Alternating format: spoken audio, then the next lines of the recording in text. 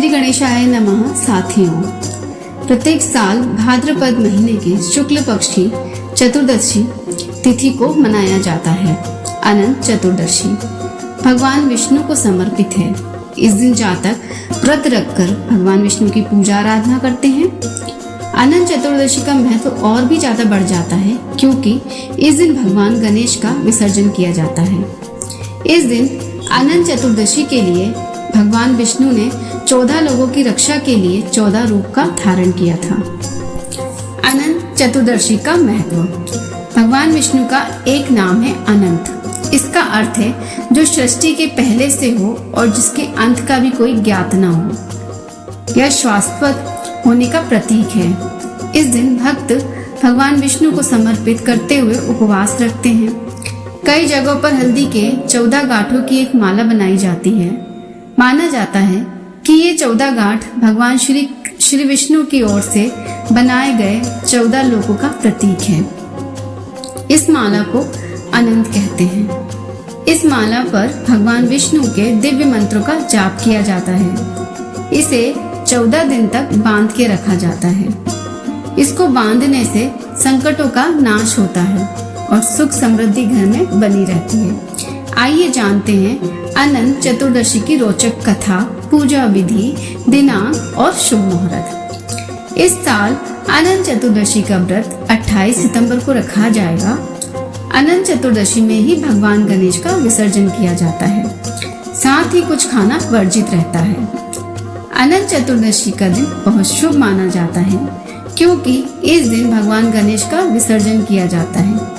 लेकिन इस दिन नमक वर्जित रहता है। जो लोग व्रत रखते हैं वो तो नमक नहीं खाएंगे, लेकिन जो व्रत नहीं करने वाले हैं वे भी नमक का सेवन बिल्कुल नहीं करें। इससे पूरे परिवार पर नकारात्मक असर पड़ता है।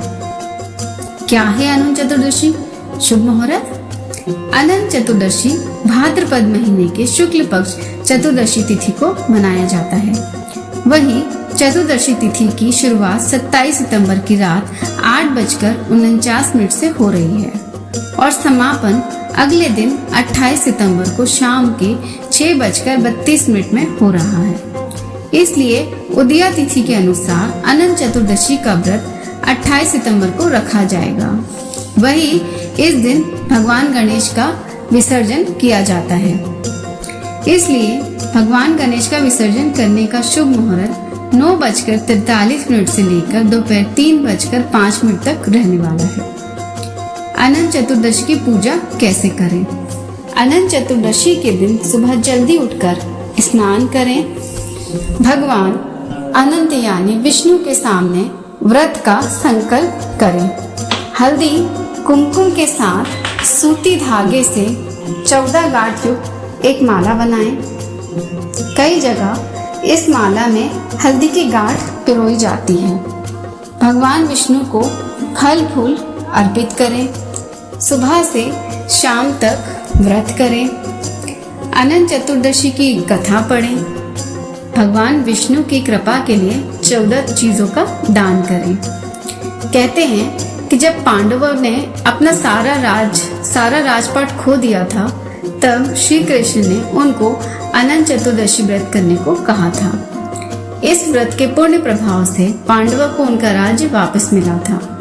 इस दिन श्री हरि की पूजा और कथा सुनने से हर समस्या का अंत हो जाता है।